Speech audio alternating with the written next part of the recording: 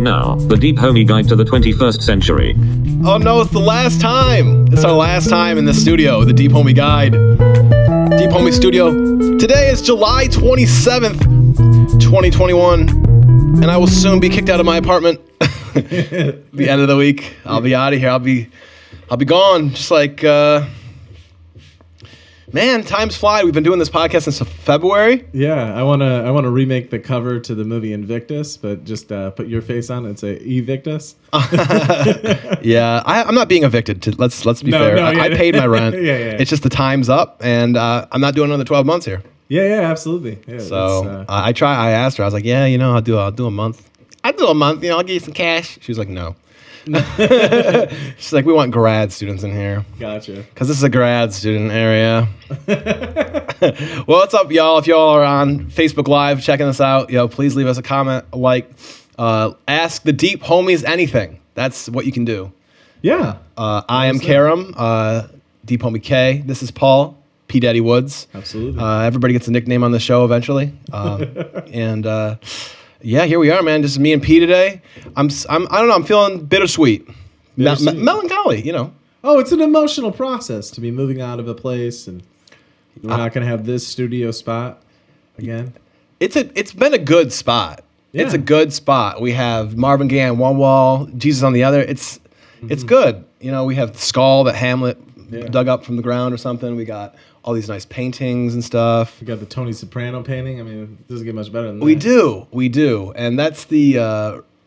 hang on, I'm trying to remember. They redid it, right? Because originally it was a colonial, and then they redid... He had it repainted to like that, right? Where it's not... Because didn't he originally have like a hat on, and he got mad? No. So he gets it painted like this. Like he loves that. the horse, okay? Wait, then he gets really upset. Let's give the people at home that can't see what we're seeing. It's the picture, if you've watched The Sopranos, but if you haven't, it's a picture of Tony Soprano with Pio Mai, his horse. Yeah. Okay. So Ralphie and his horse. He has the painting done. Just normal Tony Soprano. He gets upset for reasons that I won't spoil the whole plot line. He gets really upset. He throws away the painting, and then Paulie pulls it out, and then Paulie gets it like touched up so that he looks like he's basically like, make Tony in this picture look like Napoleon Bonaparte. Yeah, and so he gets like a general and all this stuff. Right. Yeah. I thought he looked more like George Washington, but I guess it was a similar time. I get what you're saying. 1779, 1800, whatever. Well, he was a big man, so maybe George Washington. I just thought with the hat. I just thought, it was in vogue. Whatever. At any rate, it was a colonial freaking look. Yes. One way or the other, whichever you slice it. And I don't have that version. We're going to have to that version. Yeah, I want that version. I want the one that Paulie did some touch-ups. I always thought Paulie was a funny character, but let's not get into that. Yeah. Paulie's a really weird character, man, but yeah. He's one of the most lovable gangsters on the show. He represents for the name Paul, though. I really appreciate it. Oh, you appreciated that element of it? I mean, he's a bit of a creep and a total jerk, but I can't believe that's one of your criteria. It's not like I don't watch The Sopranos because, hey, man, is there a Kareem derivative on this show? Yes. This is not cool. What if I only mentioned movies and liked movies that had somebody named Paul in it? Well, it wouldn't be hard. It wouldn't be hard at all. It would be a lot easier than your situation. Well, I know. It just seems like every movie and TV's got endless credits. You watch that black screen. They don't even show them anymore on Netflix. They just skip to are you ready to watch your next one? They make it small so We've done quick. the research, and you guys don't want to read the credits. Yeah, not at all. Move on to the next one. Yeah. Every now and again you got to, but you'd be curious what happened. Like I rewatched Fight Club the other day and I actually looked at the credits. Oh, you rewatched Fight Club, really? Yeah, I rewatched Fight Club. I just listened to a podcast on it, so I wanted to rewatch it soon. That's honestly contributing my mood. I'm on a angry.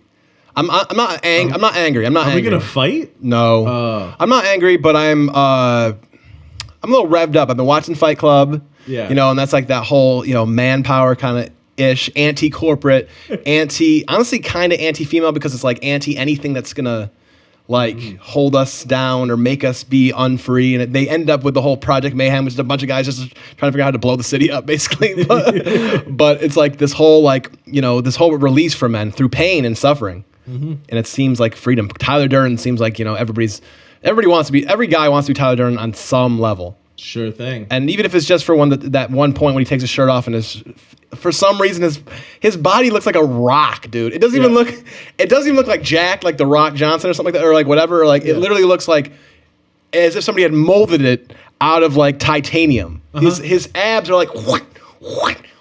It's just like, oh my God, bro. You're not the only person with the sentiment.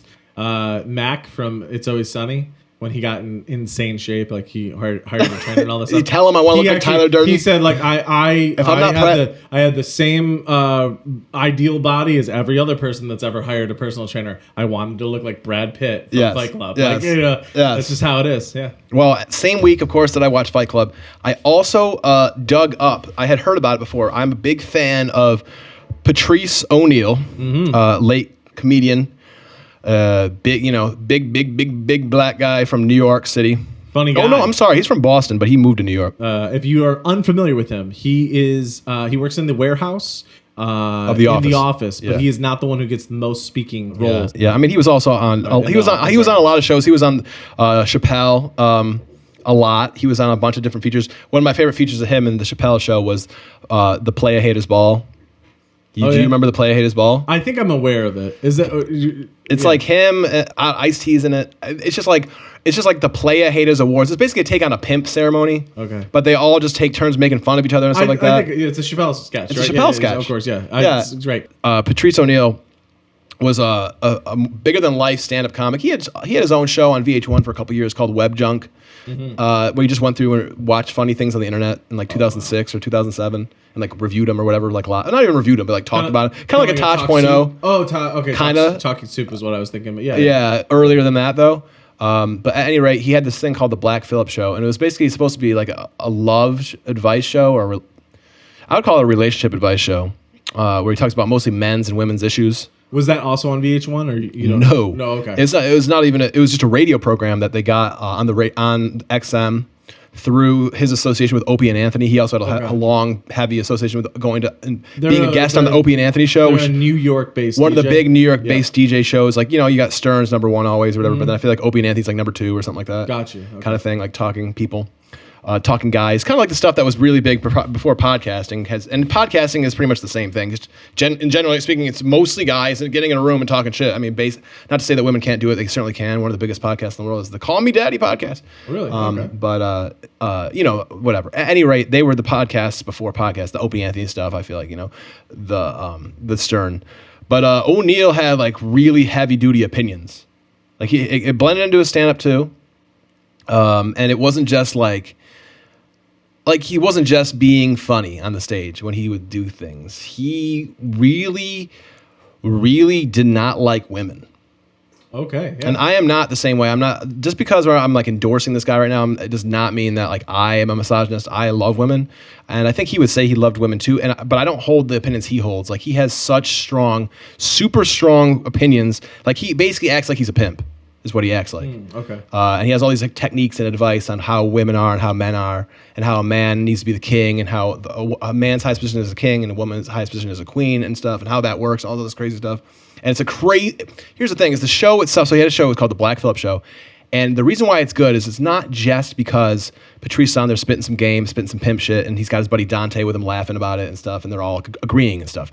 That's not the only reason why it's good. It's also good because he every episode he brings in women, like not just off the street, like he knows them and stuff. But whether it's his girlfriend Vaughn or whether it's there's Kathleen last like 3 episodes. She's like a comic in New York, but she's obviously college educated. He brings in a lot of educated women. He brings in like a sex counselor, all sorts of stuff, and he just. Like, he'll just say all this crazy stuff, and they'll be like, what? And then they'll get into these arguments about it and stuff like that. And it's just this crazy show about men and women and how they're different, how they're the same. And in general, I'd say he wins, but I think towards the end of the shows, you can start to see more of his bullshit, kind of. But okay, my point being, like, I think that's something that is really missing right now in 2021 in America, in a time where we're all like, yes, we are all the same. Yes, we equality, LGBT, everybody is that's good. I'm glad that we're doing that. Honestly, like, it's good that more people feel free, and besides just like straight white men or something, that's good. But we don't have that many crazy shows where people are like just straight speaking their mind. Like, I think if Patrice had a podcast by now, I'm not sure, but there's a possibility he'd be taken off the air, just like Alex Jones. And not because he wasn't talking about some conspiracy stuff, or not because he was spreading misinformation about Sandy Hook, but rather because, did somebody ask the question?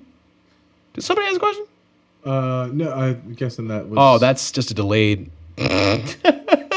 I was wondering what that noise was. I was like, what? No, it's just you asking the comment, bro. Yeah. From like 10 minutes ago. Hey, we got 2 viewers. Yay, hi viewers. Stick around. Stick around. I'm Karam, this is Paul. This is the Deep Homie Podcast. We're having a lot of fun. Yeah, absolutely. So he had this forum where, and it was a lot of people on the show. There was like him, and then he had this other pimp. It wasn't even a pimp. His name is Jeffrey. He's a comedian guy who would always bring in beautiful women with him and stuff like. And he was the opposite kind of pimp. Like Patrice was like he would just like knock people over with his words. He'd be like, "Bitch, I don't give a fuck what you think." Blah blah blah. And they would but he would actually have he also had point. He had logic. But then you bring in like Jeffrey, who's like the smooth talking guy, who's like, yeah, I got women. No, women aren't. No, they're not. Like, you would be like, Patrice, you're not right. Like, and they'd be like, all right, Jeffrey, how do you get women? And Jeffrey, like, he would get women by like doing romantic stuff and talking about their energy and stuff like that. And so there's all these different styles of picking up women. And then the women would always like express their opinions, and they would go back and forth. And it was very, very contentious. Let me tell you that, very contentious. But it made for great programming, made for great listening. They didn't get along. A lot of times shows ended. Patrice didn't get along with his guests, or maybe they did, maybe they didn't. Maybe they agreed on some things, maybe they don't agree on others. But it was a crazy show, something that I don't see at all anymore. And I think we need more real talk scenarios. Yeah. For people to express what they feel without worrying that they're just going to be called a sexist, racist, homophobe. What else is there? Like anti-everybody, like anti-whatever, like anti-Islam. Gotcha. Yeah. And you're also not talking about taking this overly fabricated, fictional, argumentative standpoint on some far end of something. You're just talking about just speaking your mind, working out feelings, and then maybe even like, I don't know, changing your opinion on stuff through conversation, you know? Yeah, exactly. Yeah. And I don't think that I am Patrice. I don't think that even if I am a comedian and I do comedy, I don't think, I think I have a lot of opinions on Patrice. I think Patrice, for one thing, a lot of people don't know this, but if you listen, like if you're a big Patrice fan, if you listen through to like the Opie and Anthony show and stuff like that, I think that Patrice himself, part of the reasons why he has such a negative view of women and how he thinks they're annoying and stuff and how they need to be trained and all this crazy stuff, like part of that I think is because he had he had to go to jail because a woman, like he and a bunch of his friends had like group sex with this one woman or something. Oh, whoa. And then it turned into like some sort of rape charge or whatever, and he maintained his innocence throughout it or whatever. But that's when he got in touch with like how much power a woman had over a man. But yet the opposite is what people say. People think that there's a patriarchy and how men have all the power. But he experienced in his own life, off one woman or whatever, he had to go to prison as like an 18-year-old black man or whatever, and all this other stuff, or whatever. I don't know what age he was. Yeah. And I'm not trying to even, debate whether he was right, whether he was wrong, whether it was rape, whether it wasn't. I mean, he said it wasn't. I don't know. We weren't there. We don't know. I don't know, but like, apparently a bunch of guys were though. they were having a ball, literally. Did we just make light of rape? Oh God. Anyway, I think that's why he had such a negative opinion of women, even at the age of like late 30s and early 40s. I think that's why he was on this gangster pimp thing so hard, and how he didn't understand how anyone would want to be married. He didn't understand it all. And I don't agree with him. But I personally, as a podcast host, would love to have Patrice O'Neal on my podcast. Yeah. And I don't think that most people would, you know what I mean? Like, I don't think like the Twitterverse, I don't think like the Huffington Post of the world, I don't think the New York Times of the world would like that. I don't think Google would like that. I don't think they would like him on my podcast. I don't think they would like Patrice on my podcast right here and freaking like, I would have Alex Jones on my podcast too. But I would also have Fauci. Yeah. I would have Biden. Mm-hmm. I would have Hillary. I don't know. I would literally have almost anybody, but they act like there's people non grata. Facebook's social media. It's almost like they're giving us a score like they do in China. You know, in China, how there's the social credit score. No, but please do tell. In China, there's a social credit score. You are assigned, in addition to your credit, your money score. If you are, I'm trying to remember how this works, but I think it's something. And you can look this up for yourself. Look this up. And you can look this up for yourself too. Okay. There is a way, I don't know if it's like that episode of Black Mirror when everybody rates you after every interaction.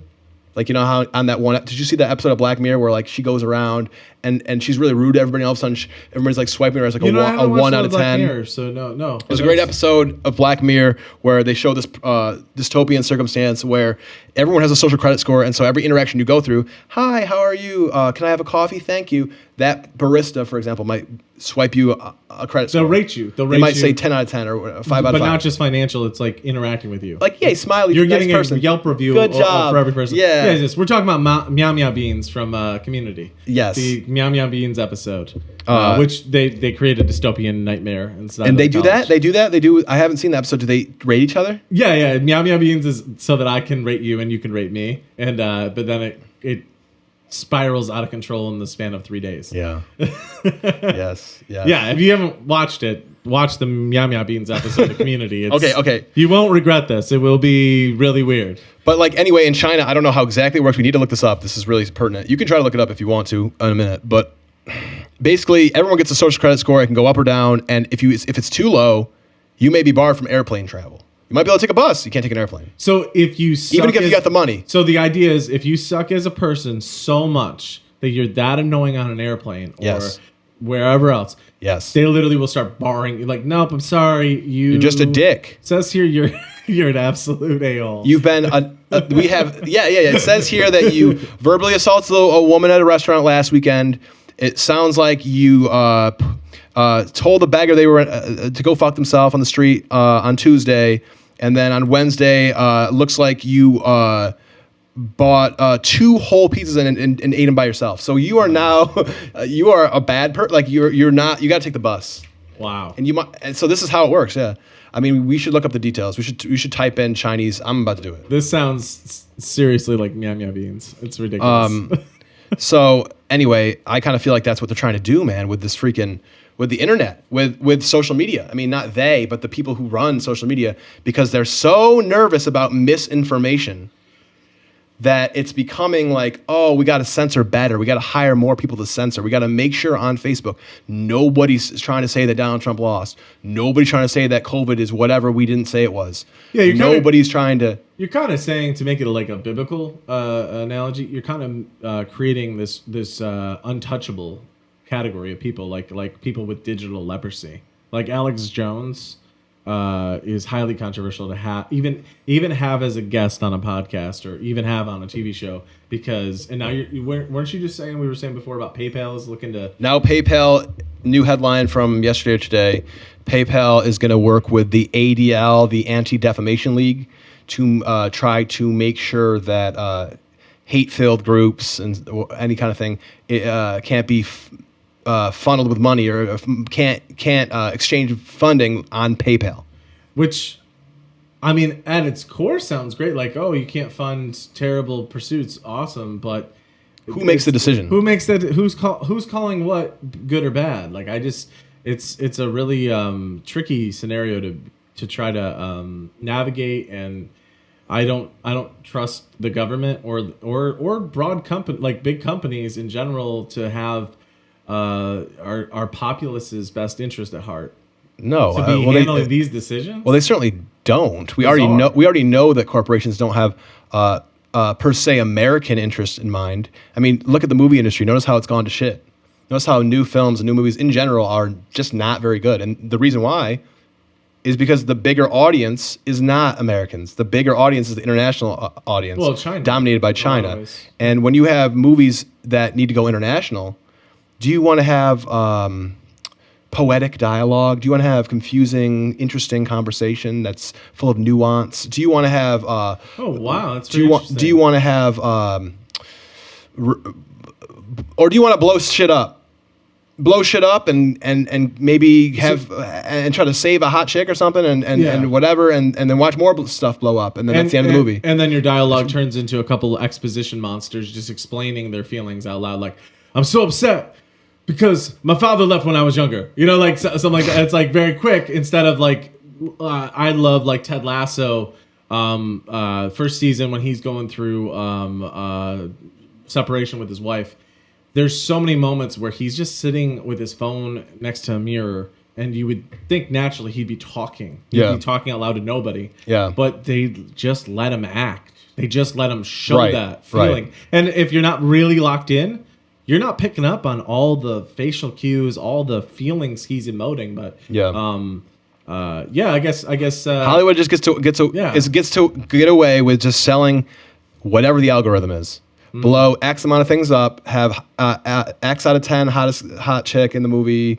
Well, also like if you were designing a program for somebody who English was their second language, it would probably impact the way that you chose to use certain words. You probably wouldn't use extremely complicated words or less familiar words. And but you know what I mean. It's just And logistics. if you're really catering to China as a bigger market than the United States, that means that you need to make sure that your messaging in the movie also yeah. is okay. So Did you- in America, for the longest time, the ethos of America is freedom. Is the ethos of China freedom?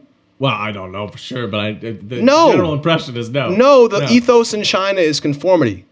Yeah. Conform to what the Communist Party dictates. If you don't, you are. I.e., why is Winnie the Pooh illegal in China? It's so weird. Yeah, did you watch probably maybe 2 seasons ago of South Park? One of their large arcs was actually really going after how much Hollywood has been impacted by Chinese funding and knowing that China is a massive market and kind of placating to that market. I did not. I would like to start watching more South Park because it seems like they are almost like a prophetic show. They're profound. Maybe not every single episode, but Not every quite often. episode, but they do exactly what I like to see, which is good old making fun of everybody. Yeah, yeah. I can't stand the old. We got to toe the line because these people have been whatever for so long, and this, that, and the other. Like, you should be able to say what you want to fucking say, and if people hate you, that's great. And if they love you, that's good. But why do we have to worry about this third party getting in the way? You know what I mean? Like, whatever happened to being a piece of shit? Like Patrice, a lot of the women on the show that are on there with him are like, you are a spiteful, anger-filled, unloved, sick man. But he's saying that they're sick for whatever his reasons are. Yeah. Because the way they act and how they think they're right, even though they never seem to have a real reason, which is, he often is right about that. Okay. And he feels like they're all just a bunch of emotion most of the time and never. But anyway, my point being that somebody like Patrice, I don't agree with everything he says at all. I do think he has some wisdom here and there, though. Like, I do personally on the relationship, energy, man, woman stuff. I do. Very few people are wrong all the time. And he's not even close. But You know what I'm saying? Yeah. This isn't true. Not like, everyone's wrong all the But time. I was just so impacted by like how like much of a steamroll like of a entity Patrice is. He is such a, and I know that in real life he was literally like a 6'5", 400-pound man. Yeah, so and also that as a helps. comedian, he would just be able to be so funny and so witty that he could kind of almost argue any viewpoint. It seemed like he'd say something outlandishly. Like you all are a bunch of hoes. That joke. Oh, I love that joke. But it is. And then he kind of- proves himself. Yeah, if you watch that joke, you'd be like, oh, I get what you mean by steamrolling. Like, he's so funny and so good at arguing his point, even though it's wrong, that he'll kind of. I don't think that's wrong, but it's often wrong. Sometimes it's wrong. Yeah. And I think that sometimes it's extraordinarily generalized. Okay. I think that there's so many grains of truth in it that it's hard to say that it's just wrong. But that's not the point of the show right now. The point of the show is I'm saying that I want to see if we keep the Deep Homie podcast going into the future. And I know it's dangerous because we're gonna make a lot of enemies if I continue in this way. But I want to have conversations that are more real than we've even gotten so far. I want to have and it doesn't mean we're gonna come in here and be like, we hate X, Y, and Z. Not what it means. What it means is I want to have people who have opinions that you're not supposed to have. Mm-hmm. Whether that's left or right is sort of beside the point. But I'm not going to try to promote hate. I'm not going to promote violence. I'm pro-peace, but I'm just sick and tired of waking up to see that people from Facebook, Zuckerberg, Sheryl Sandberg, talking about, how we need to do a better job of stopping the spread of misinformation on Facebook. Bro, you're not going to stop the misinformation spread. Like, tall tales, myths, lies have been how human beings have been operating for eons. This is how it works. Like, I saw a video on TikTok the other day. It's ironic that TikTok lets stuff that's like this often stay up because TikTok is actually owned by the communists. But they actually seem to leave a lot more stuff up than YouTube does these days. Okay. Anyway, there's a video on YouTube that's got 1 million views of an old black woman. This old black woman, and somebody's off the camera, going, "Grandma, you gonna get that vaccine?" And she turns to the camera, she's like, "Oh no." She's like, you can't be taking that poison. I won't put that poison in my body or whatever. And then the person off camera is like, what you mean, Grandma?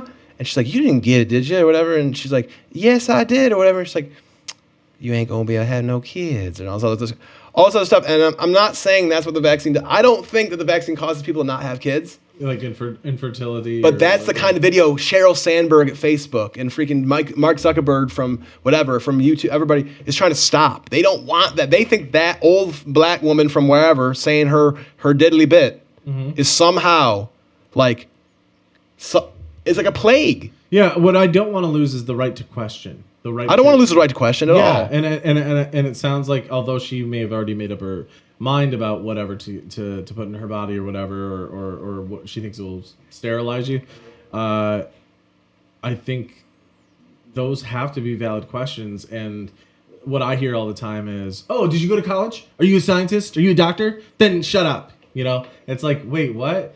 You can learn so much. Yeah, but then you get into the Weinstein thing. Yeah. This is why the show is turning more militarily free speech. When I say militarily, I mean just free speech. I'm a peace warrior.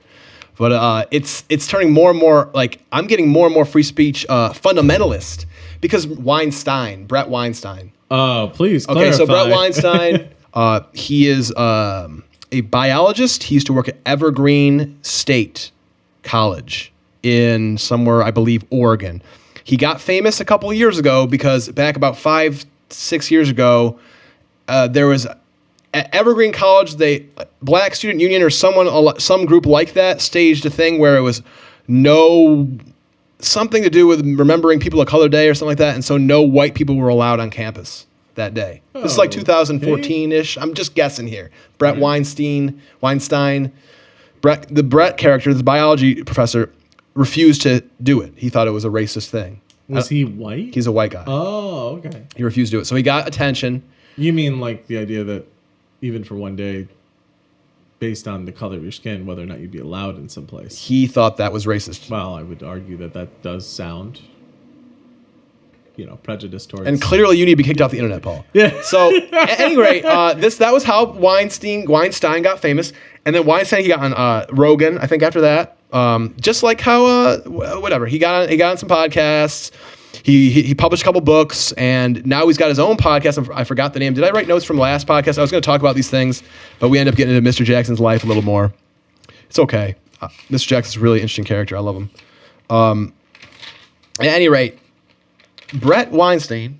Weinstein's evil. Weinstein. Dude, it is good. What do we got going on? We got a storm front coming through like a hurricane. Armageddon is coming up outside or something. This is. What was the song from Armageddon? I feel like we need to hear that. That needs to start The playing. Aerosmith one? Is it Don't Want to Close My Eyes? Don't want to close my eyes. Don't want to fall asleep because I'm missing back. Oh my gosh. All I think about is my brother died like the summer before that movie came out. And I think every single time that came on the radio, I just think about how depressed my mom was. Because I just remember her crying about that. Bring down the room, Paul. I'm going to pretend like that didn't just happen.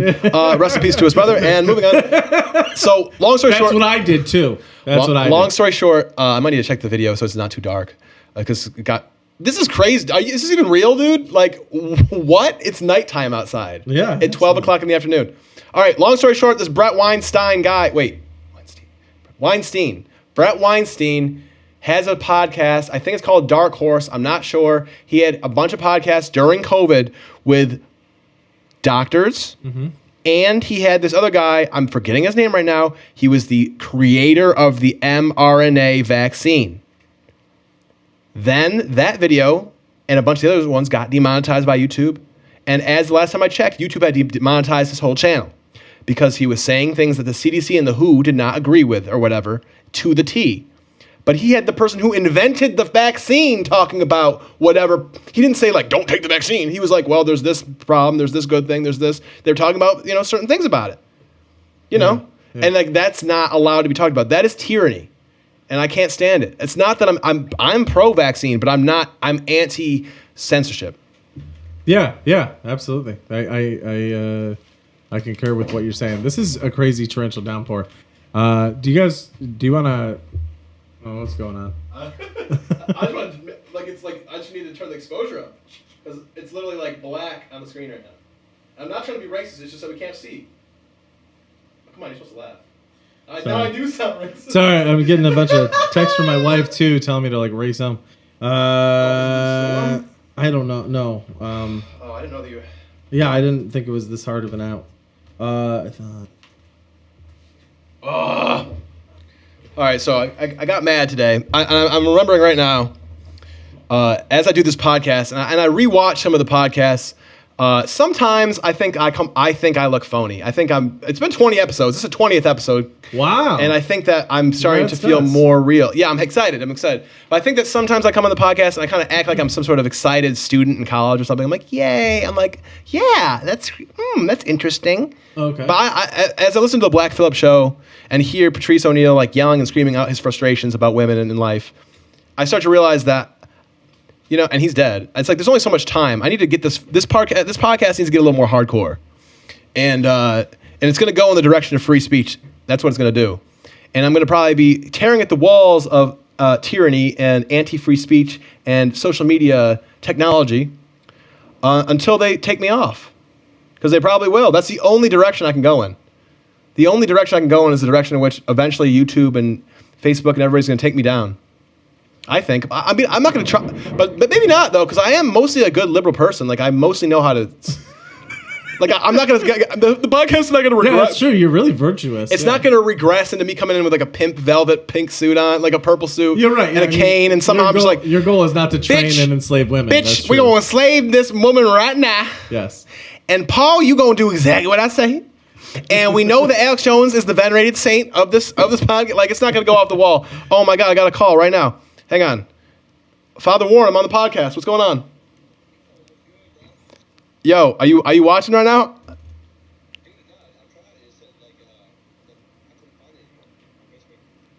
Oh, no, it's well, we're live right now on Facebook. Let's put you on the fucking on the mic. Who is it? Here we have I think it's Sergeant Warren, right? Are you a sergeant? Yeah. Wow, Sergeant Warren. Do we have like a bad picture we can put up on there? Like, what do you mean a bad? Why do we gotta like put a pixelated version of his face? So we're doing this, huh? Just called in, huh? It's too late, man. You got a question? Well, right now we're just talking. Right now, I'm just saying how I'm about to put on a pimp suit and start swatting bitches because this podcast game's gotten too weak, man. Everybody sounds the same. And so now I gotta become angry again. I gotta become mean again. All right. The old Karen from the middle school. You gotta find the fire in your eye again, man. I'm looking for it, man. It's starting to wake up, after a long slumber. Yeah. Too much love and too many ponies and stuff like that. Too many unicorns. But what's up? What's up, Sergeant Warren? How we doing today, man? I'm doing good, man. Living here in Texas. It's hot as hell, like 97 degrees, but gotta make the best of it.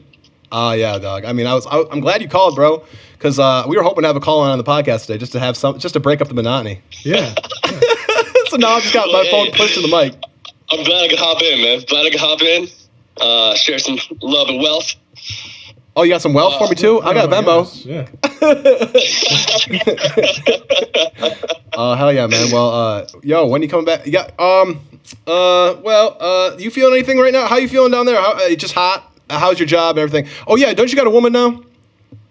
I do, man. I do, yeah. Oh, that's why I haven't heard from him. This fool, this motherfucker's in love, man.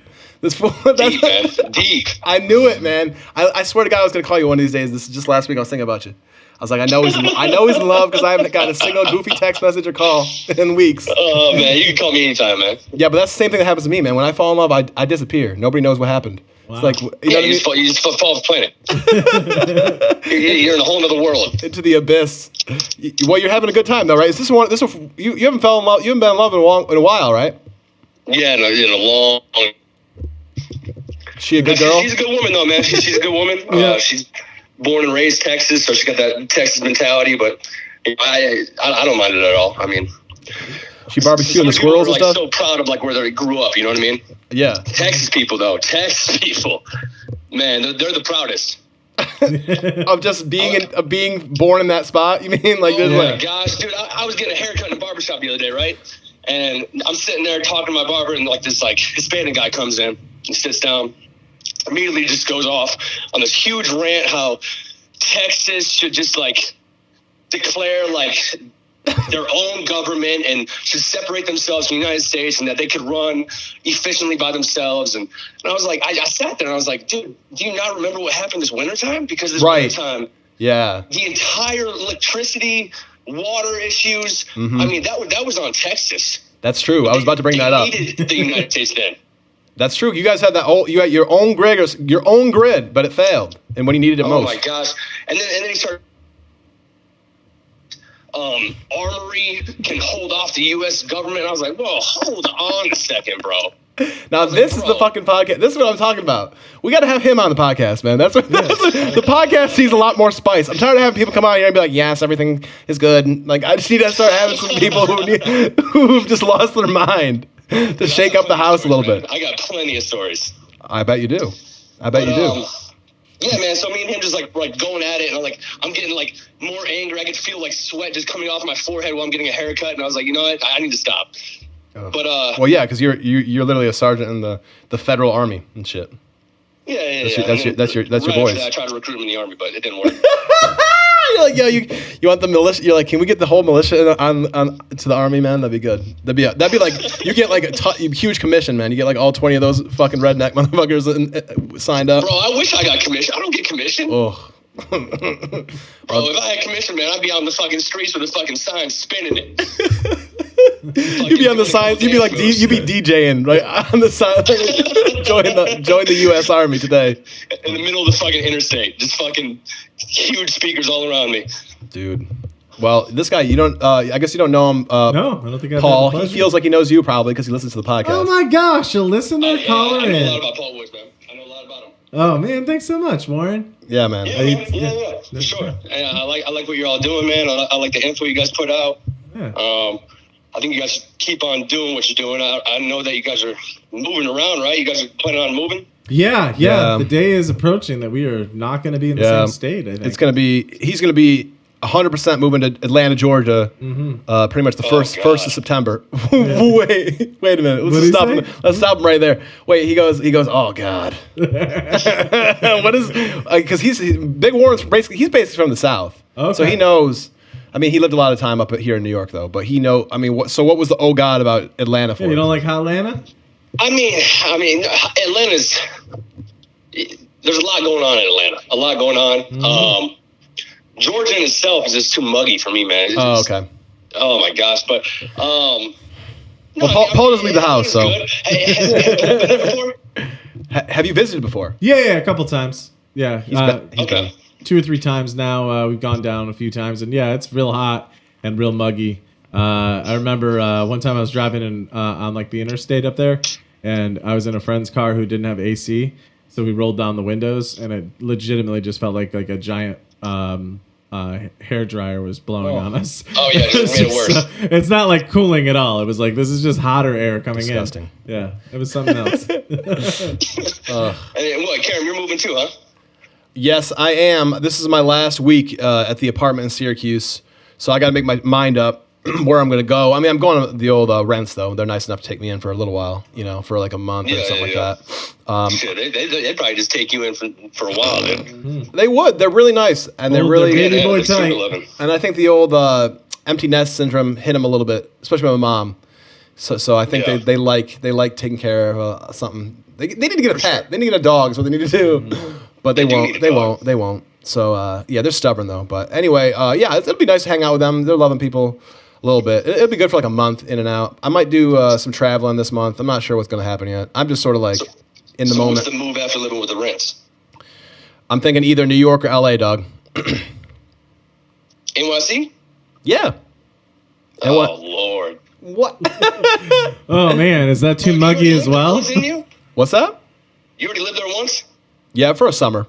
Oh, well, I had an internship when I was in college, so I would come down on the train every Friday for a long time, and then one whole summer I lived there in Manhattan. I don't know. I think that LA is kind of calling though a little bit because my sister's there, Spencer's there, dude. My 2 best buddies from college are there now, or one of them's excuse me, going to be there. I don't know, man. I don't know. We got to talk about this off the air though, because it's still up in the air a lot. But but yeah, man. How long you been with your girl now? 2 months or something like that? Yeah, 2.5 months. Yeah. Have you told her nobody's that you counting. love her? Have you told her that you love her? Do I love her? No. Have you told her that yet? Oh, no, not yet. Yeah, man. don't tell her. No, but like Don't tell her. on the air on this nationally broadcast podcast, you guys like, oh, to be young and in I'm love. in trouble right now. Yeah, this nationally broadcast. Yo, bro, we're really on like 100 stations right now. She might be Yeah, listening to yeah. it at her work. Yeah. I'm gonna be rolling to work, sit here listening on the fucking radio. The Ride at 5 with Karam and Paul. Yeah. Rory does not love his girlfriend. If you're westbound on 690, make plans to get off as soon as you can. You're gonna have to. Yeah, you're gonna have to. I would recommend holding off on the "I love you" for as long as humanly possible. I mean, not for any particular reason, but just because it's just the rules of attraction is all. Oh, yeah, man. I mean, we already had to talk about that, man. I already told her, I was like, look, man, I've been in a lot of relationships. I really just want to take everything slow. I think that's like the most important thing is like that's how you build a relationship with somebody is you literally just learn them inside and out and you get comfortable with them enough. And I think that's what builds the love with somebody else. So you think that do you think it's the woman for you? Do you think this could be the woman of your dreams? I mean, I hope so, man. I mean, why else would I be in a relationship with her? You know what I mean? I wouldn't stay in a relationship if I didn't see it going anywhere.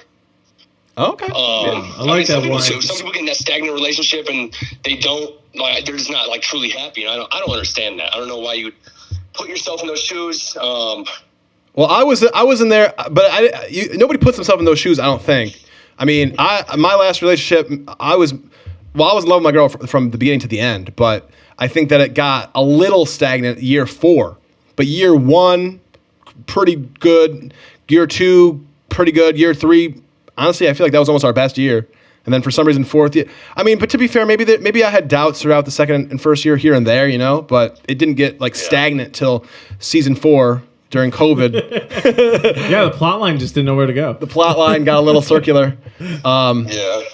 But but I hear you, man. I'm really glad you fall in love, man. That'd be great if she's the one. You get lots of money from the army if you have some kids or something. So, just kidding. I'm not trying to be a goon.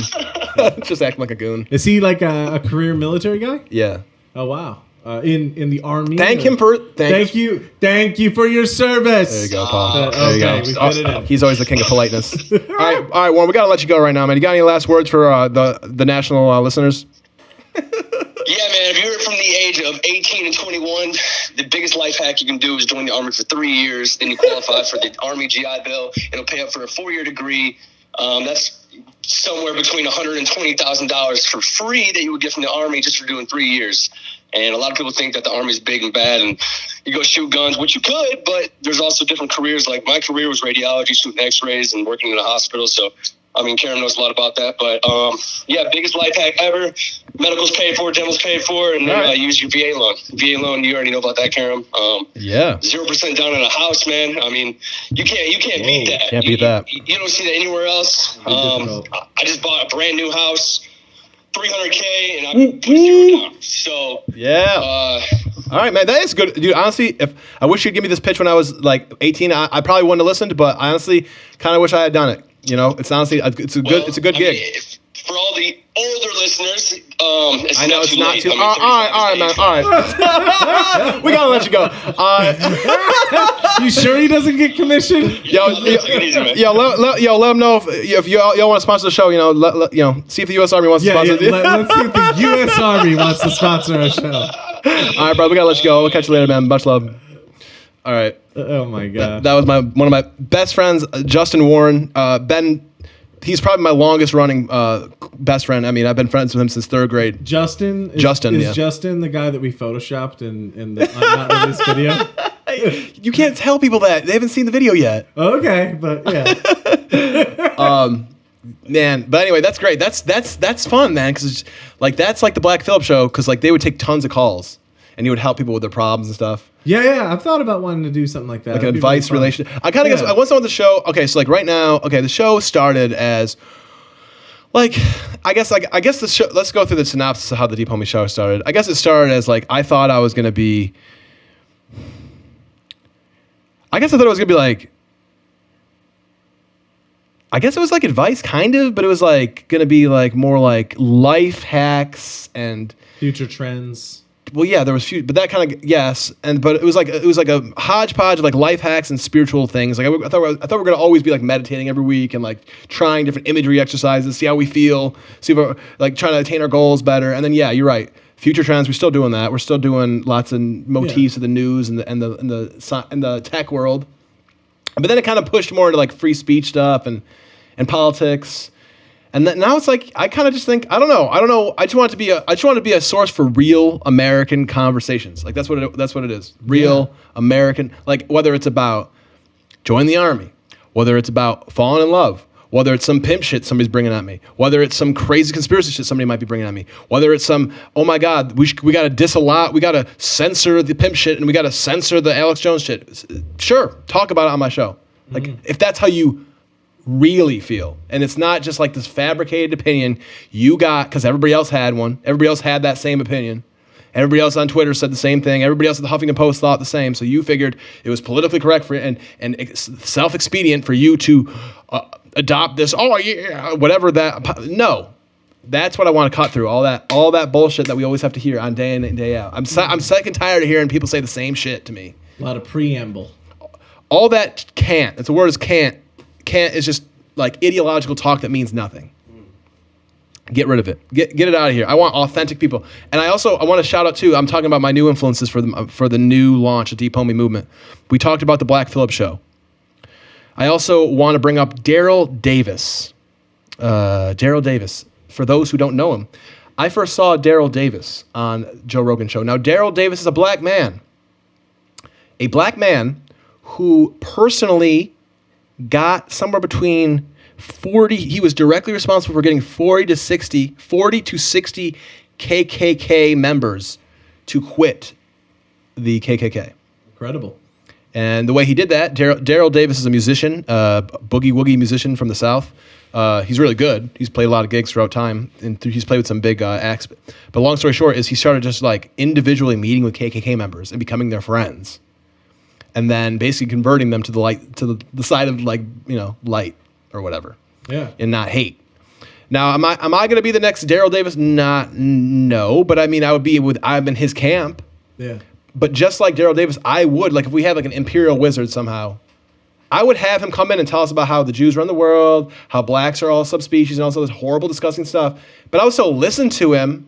And I would try to summon the bravery and stuff. Be like, no, I completely disagree. No, that's really wrong. Like, I don't like that. Yeah. How could you have learned that? Have you even ever met any real black people? Have you ever met any real Jews? Like, what are you even talking about? Yeah. Like, that would be my viewpoint, like a nice liberal viewpoint for real. Yeah. But I don't want him to not be allowed to say the disgusting shit he's going to say because Google and Facebook won't let him. And now he's driven underground like cancer. And it's just like these underground movements. That's almost worse, like dark web shit. They might try to like burn down the freaking Capitol again or something. Like, you know what I mean? Because they're not allowed to express their opinion somewhere. Gotcha. And so I feel like the only way to heal the world, leftists and liberals and people who want things to be better, and I am with those people. I would be open to free healthcare. I would be open to more shit. I don't know. I'm open to all the left-wing ideas. I think people should be able to say what they want to say, though.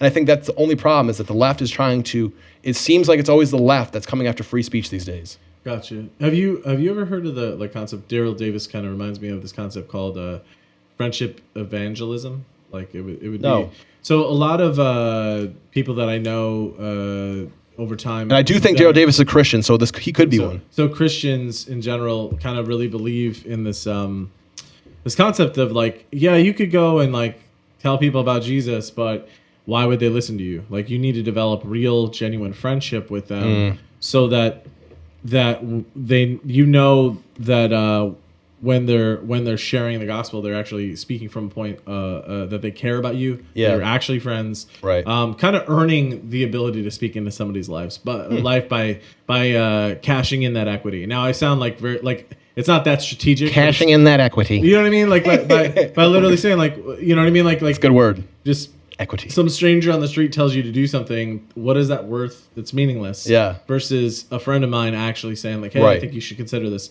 So it also kind of reminds me of like Remember the Titans, the movie Remember the Titans, where Oh, yeah. where everyone was kind of used to the social normals of the segregation that was happening in the South, and then once friendship took hold, you know what I mean? Once this African American athlete became friends with this white athlete, racism just fell apart because it couldn't sustain because there was genuine genuine platonic real love, and no social media company is going to forge that for us. Yeah. They're not going to make just by not letting us a redneck not say that he hates gay people.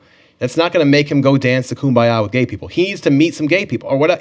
We need to have a deep homie episode. We got Redneck Johnson on the one side and jumping up and down fag Bob, and have them be friends by the end of the fucking show. I don't know. So he's smoking a cigarette, but he's British. Yeah, that's exactly what jumping. It's rude for me to use the word fag. I'm sorry, but I'm still going to use whatever words I want to use. But I'm sorry if that did offend somebody. I'm just trying to make a joke. But we need to have a flaming homosexual gentleman here, and we need to have a redneck person who hates him there. But everyone needs to be safe. No one's allowed to fight in my podcast. Yeah. And like hash it out. And the goal is for Americans to come closer through these kind of conversations. Okay. Not maybe he won't. Maybe they're not going to become best friends. Maybe they will. Or maybe he'll just be like, all right, maybe I don't hate gay people some. All right, I don't need to. I don't need to go on Twitter anymore and talk about how much I hate them because I realize that they're not really so bad. So perhaps it would also be an opportunity for both of these people to express their viewpoints, express why they feel that way, and then also maybe something that, let's say you watch like a really conservative viewpoint on a policy that's coming out, it kind of gets painted with this terrible broad brush of like, oh, and that's going to lead to this, and this, but then if you hear a counter argument, like for instance, when they were talking about like defund the police, we've talked about defund the police. Yeah. Initially it sounds very inflammatory. Like, what do you mean? Right. But, but when you listen to a Democrat talk about it, they gave it some sense. Learning about it, you're like, so even before that, just being somebody who's trying to hear people out, even though it was like an inflammatory term, like to my, my reflexes. Yeah. I just like resisted that and was just kind of like, well, I'm going to guess that this is like, there's probably really smart, reasonable people who agree with this viewpoint and probably could explain it in a way that makes some logical sense. Yeah. So let's be slow to judge. Yeah. And be curious, Yeah, be curious. Back to the Walt Whitman, Yeah. It's what I'm all about. I've always thought that's, I don't know what it is about censorship, but it makes me so angry because it makes me feel like somebody else thinks they know better than I do what I'm supposed to see because I'm not to be trusted that I'm going to like jump. It's like those old weed commercials where somebody's like, only took one puff and he jumps out the window or something. Like that's not what happens. Mm-hmm. You don't just like listen to somebody. You don't see David. You don't just like log in and see David Duke say like the Jews did it. And you're like, oh my God. He's right. By George. We need to go ahead and have a Holocaust. Like, that's not what a normal person should do. The only reason that's what somebody would ever even do at all is because you drove David Duke underground so hard that now it's like he's like the forbidden fruit. Mm-hmm. That's the only reason why it's become. That's why people even do drugs. I mean, that's half the reason why people do drugs. Is because it's like, oh, we're not supposed to do this. Let's do it. If they legalized them all, it'd probably be a lot less interesting. It'd be like, wow, what a bunch of junkies. Why would we want to do a bunch of Yeah, I get what you're saying. Like it's like the desire to rebel leads to like, well, what can I do that is on the fringes of legality or non-legality? Yeah. You drive David Duke underground. You make him into an underground like star. You make him into a devil, like a Lucifer. I wanted to do a bit about like how everyone who's was smoking weed once weed became legal, but they were smoking for like rebellious reasons. They're like, guess I gotta try cocaine now.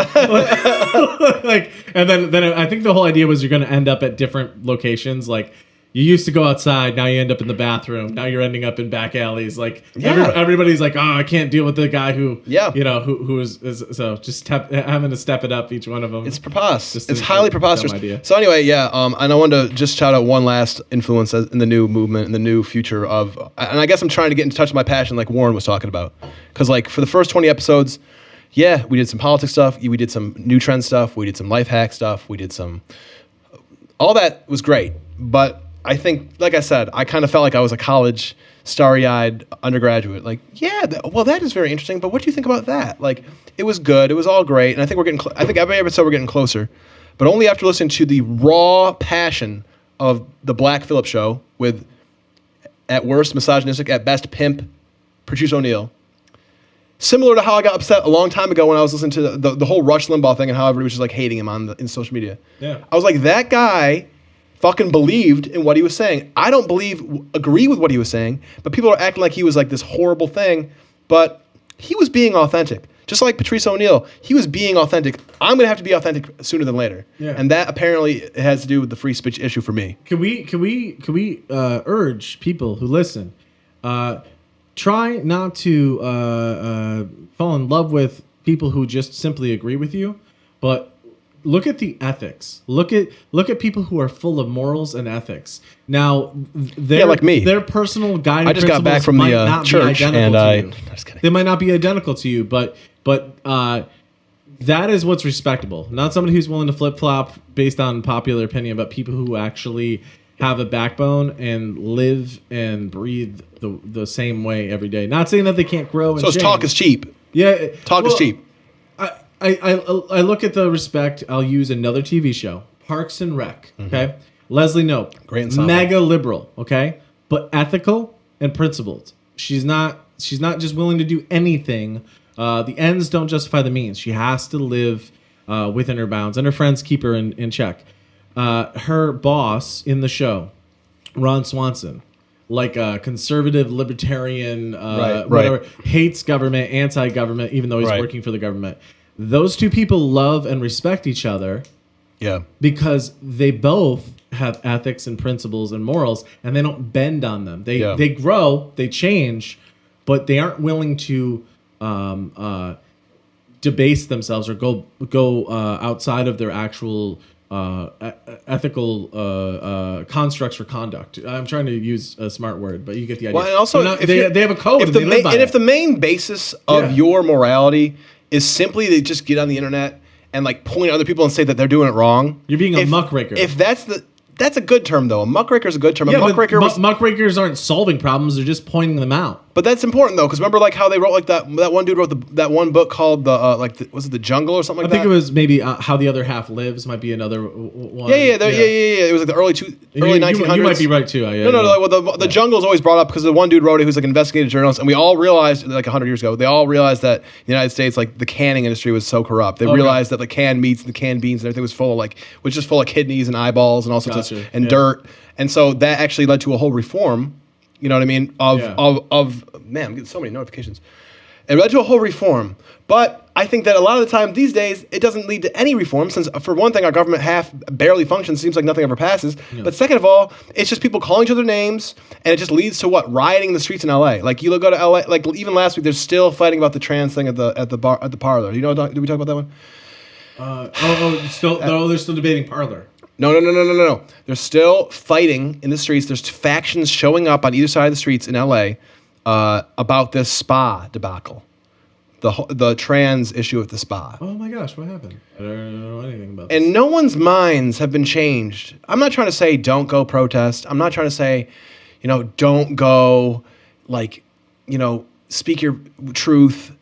But if you go on Twitter and look at the footage, it's just one side of the street is Antifa, pro-trans. The other side is a bunch of Jesus people, Christians who are anti-pedophilia, because the whole issue was there was a trans person who elected to use the woman's bathroom because they identify as a female, but they hadn't had the surgery, so they still had the male genitalia. Okay.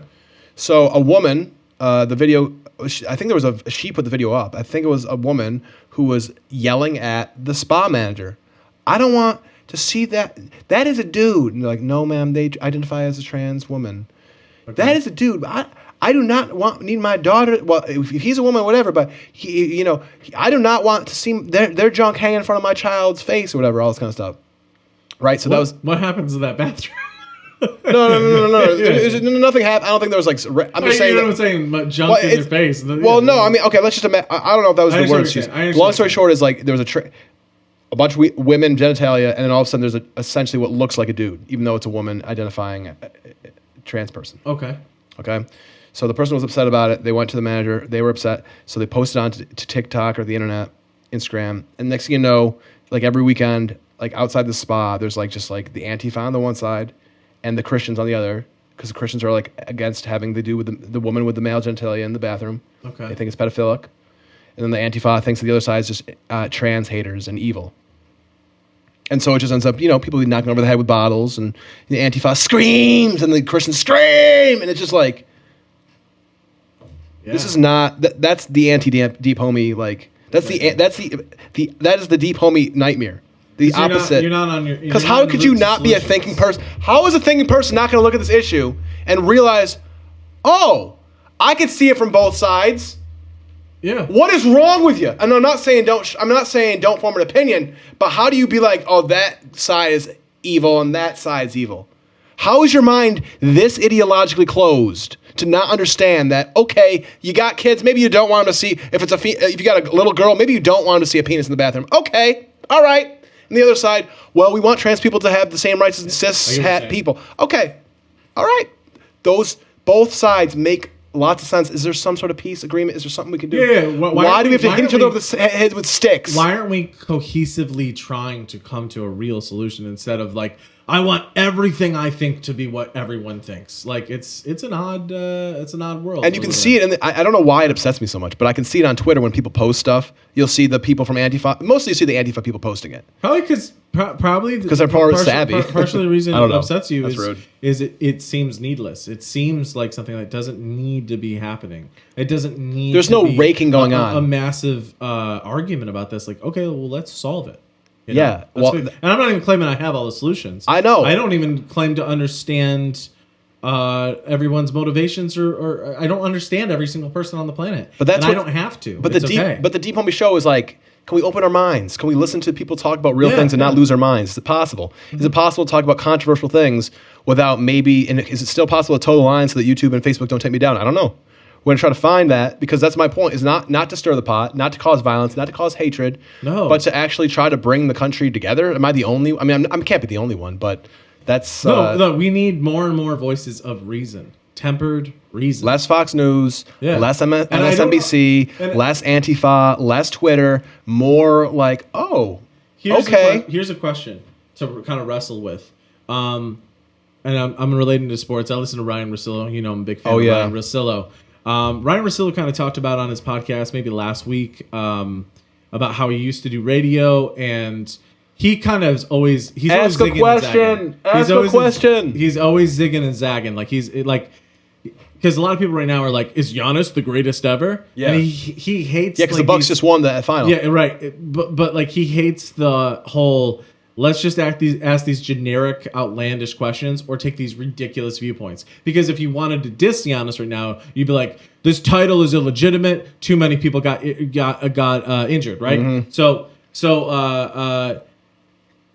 the truth is not. So it's not either. Those two polls are ridiculous. Yeah, that's One is ridiculous. it was totally stolen, and one is that he's the best ever. But here's the thing: a headline, or speaking in headlines, or pronouncing Yeah. ideas Yeah. as big and outlandish, Yeah. they draw the clicks, they draw the eyeballs, they catch your ear. Yeah. So how do you do radio? How do you do podcasting? How do we create content that is still eye-catching without living on these polarities that really almost no one actually really believes? Well, maybe it's another polarity. You got like this You understand dimension. what I'm No, I agree with you. Maybe Yeah. you have the X. You got you're talking about the X dimension. Like, Yeah. okay, let's say you're either crazy liberal, crazy conservative, or you think Giannis is the greatest ever, or you think that it was a stolen win. Yeah, right. It's like this is one plane, right?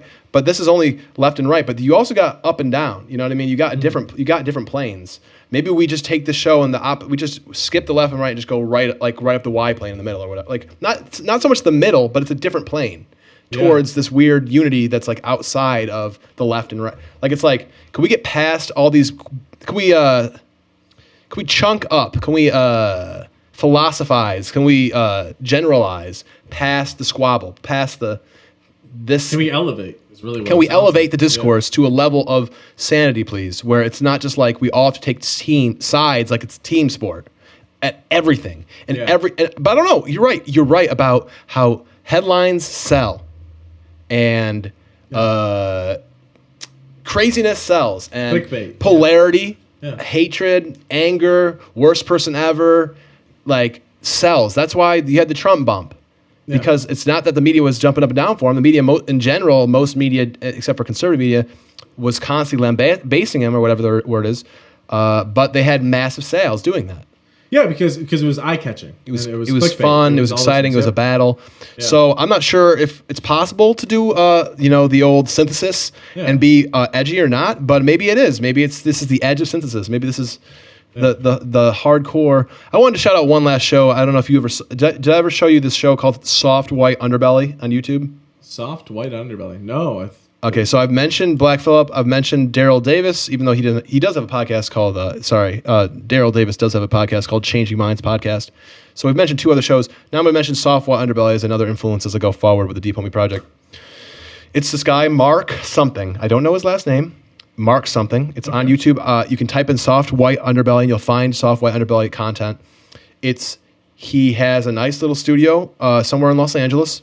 Probably on Skid Row, I guess, because he brings in different people from Skid Row and just has interviews with them, somewhere between 5 minutes, sometimes they're an hour. He brings in these people, pimps, whores, all street people mostly, drug addicts, multiple drug addicts, fentanyl addict, cocaine addict. But basically it's just like people living on the street. people who have had totally different lives than you or I, like just broadening your viewpoint. Oh, you know? completely. Yeah. And it's always just, and Mark always, in general, always treats him well. Apparently, I think he's always trying to refer him off to like afterwards and stuff like that, to facilities and trying to bring him to drug places and stuff like that. I think he's trying. Yeah. I don't think it's just pure like, it's not just like for clickbait. He Yeah. does get a lot of views though. And he does these fascinating interviews with these people who never get a chance to air their voices. They are the voiceless. The real voiceless, not like this candy-coated fake voiceless thing that Google invented in universities and said that it was like the long-standing patriarchy that was holding down the white woman or something like that. No, real people who never get a chance to talk. Gotcha. You know what I mean? And it's like, They talk, but people just walk past. yeah, they talk, but people don't listen. And so these are like the real, like it's like in India when you have the different caste systems. Unforgivable. What are they called again? The untouchables. Untouchables. The long time, I'm not sure if the caste system is still quite relevant in India anymore, but for a long time, the lowest, they had a strong caste system of society, and the lowest of the low was the untouchables. Other people would not even talk to them, Wow. And so that they are, the homeless people and the people on Skid Row are the untouchables in the American society. And he does these amazing interviews with them, and I've watched so many of them. Yeah, you're right. It's expanding my consciousness, my awareness. It's not so much that I'm like changing my opinion, but sometimes I am maybe. But Yeah. it's just fascinating people you would never hear don't from. need to change like 180s. Yeah. They can go, well, there's a lot of factors in play there. Yeah. It's not as simple as you think, and Yeah. maybe you're not as rigid. Maybe you're a little bit more accommodating or understanding of, hey, there could be a reason why this person Yeah. thinks this way. And I think one of the coolest things about them is this whole like thing where I'm talking about censorship. Now it's not like I'm not saying that I don't think they have much of a fear of being censored necessarily. I don't think, even though it's weird and it's far out and I don't think it's like what YouTube and like Google hate and Facebook hate, because they hate, like they have these like black and white filters of like anti-racism, anti-homophobia, the predetermined stuff. Yeah. The anti-female. What I can't even think of everything. It's anti-trans. Like they have these like they know what they don't want, but like what I'm trying to say is that these Skid Row people are able to just kind of one of the few places they can just say whatever they want to say. Yeah. Because no one's gonna take them seriously, really, anyway. Okay. You know what I mean? So like they'll talk about whatever. They'll talk about anything. They'll talk about like pimps will talk about pimp shit, beating hoes. Yeah. What What was the name of that show? Soft White Underbelly. Soft white underbelly. Yeah. Okay. Abused women will talk about what it was like to grow up with a father who was touching them. Like it's horrible. God. It's Yeah, horrible. yeah, It's horrible. But it opens your minds to real suffering. It opens your mind to what's really going on. How can we treat the homeless? How can we do better? Real issues, not oh my God, what did Melania wear today? Like all this stupid.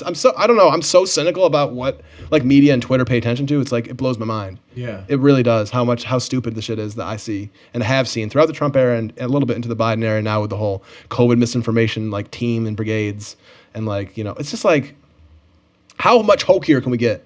How much hokier can we get, America? Or we're just going to the point where we actually have like our president of our United States and saying things like we need to stop the spread of misinformation. What are we talking about? This is America, bitch. That means freedom and liberty. So I can say what I want to say. This is the bashing of freedom in the world. It's not the bashing of anything else. It's a horrible place to live. No, it's not horrible, but we're like the only civilized country in the world with no free healthcare. Is that horrible? I don't know. Probably, but at the same time, what's worse? I want to be able to say what I want to say, express what I want to read, what I want to read, go on discussing websites so I can see and be understanding of what's taking place and not be in the dark. You know, I don't know. This is my issue. This is obviously my issue as a podcaster. Yeah, I think it's a fight worth fighting. You know, it's something worth solving. You know. Yes. So anyway, do you want to watch the monkey video before we go? Sure. Which one is the monkey video? There's a video of the monkey being shaved. All right. And it's like I just wanted to make you guys. It was the first one. I just thought I would leave you guys on this podcast with like positivity because I've been ranting and raving. Sometimes I probably don't sound particularly I'm gonna hit intelligent. play. Hopefully the sound isn't too much for us. God, it was. So I'm not really sure who's doing this, but they're basically just edging up this monkey right now. I mean, he does look pretty fresh though at the end, don't you think? Does he look good? I mean, the question of why is this cruel? I don't know. I don't know. I don't think he looks happy to me. Look at that, dude. Fresh milk. Is this what barber school is? You gotta admit, it looks good, man. Yeah. All right, so we Give had him that. that high top fade. So I thought that was important to see that one, and then we had this other video. This guy spent 200 hours making. I think it's like a meme though. Like spent 200 hours making this video, but sorry, no. I want to say things I speak too fastly, too quickly. Anyway, this guy spent a lot of hours making this video, and so what he did was he created this collage. I think of like New York City, but like using other people's photos, but it feels like a video. Okay. So it's like almost like going down avenues and stuff with other people's photos from Instagram and stuff. So it's really cool. So check this out.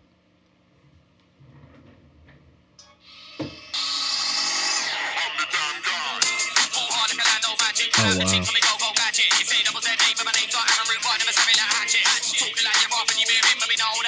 Like stunning.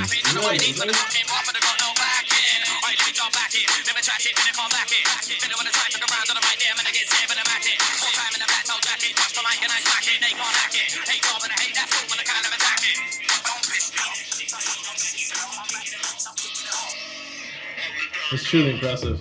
I've hardly ever seen something like that. Yeah, and that was all like pictures that he's just collected off of other people's social media. Yeah. It said in the beginning there he collected them off 1,700 some Instagram accounts. Yeah. I'm sure that took 25 minutes, or what? 6 days? Did it say how long it took him? No, it said he spent 200 hours. 200 hours. Yeah. Wow. It's It's really nice. You guys should watch the video. well, I'm gonna put him. I'll put him into the pot. Well, yeah, we can't. Okay, so for those listening, when this podcast gets released today or tomorrow, the first video we watched was from the user on TikTok called Monkey Dripped Out. I don't know if they don't really have a they don't really have titles, do they? I don't know. It was called It was called Monkey Dripped Out, and dripped is just DRPID Okay. on TikTok, and that's the monkey getting fresh. All right. And then the second video was the spent 200 hours making this video, and that was from Sam the Cobra, at Sam the Cobra on TikTok. All right. Wow. And if this is real, which I believe it is, since all the comments look genuine and everything, and it's got 2.5 million views, that's one of the coolest collages I've ever seen. I've really never seen something like that. I think that could be used in filmmaking too, somehow. Yeah, that's incredibly interesting. That was so good. Wow. Well, anywho. It's cool to see the evolution of media. Yeah, man. So, any last words for the old listeners, man? From the old P Daddy Woods master. Be curious and not judgmental. That's that's the Walt Whitman quote that I really, really have been trying to live out. July 31st, man, come out to our show. Yeah, we got a Saturday. comedy show. Hey, we got a couple listeners right now, viewers. We got a comedy show this Saturday. This Saturday, July 31st, 7:30. We're gonna have some pre-show music with my friend Sean Conway. He's gonna be playing some guitar and singing. Then you got Jackson, who's gonna be on it. We got Zach Edward. We got yourself. We got Mike Terry and myself are gonna be there performing. So So It's gonna be a great show. You can find all the information at paulwoodcomedy.com. Yeah. / before we go. Yes, sir. And you can buy tickets on Venmo, right? Yeah. Send Fully me $10. advanced. If you Send me wanna $10 to Paul Wood Comedy, and that's like the quote unquote ticket. Heck yeah, dude. Well, I'm excited for the show this Saturday. It's gonna be great. I can't believe Jackson's got onto it. Yeah. So excited to do it. Yeah. I'm pumped for it. So it's gonna be a lot of fun. And then we're leaving town sometime in August. Whoa. All right. Well, this has been the last And Deep now, Homie the Guide Deep Homie Guide to the 21st Century. in the original Deep Homie studio. Thank you so much for joining us today. As always, keep it deep. P. Diddy Woods, what do you got to say to him? Oh man. Keep it fresh. Yeah.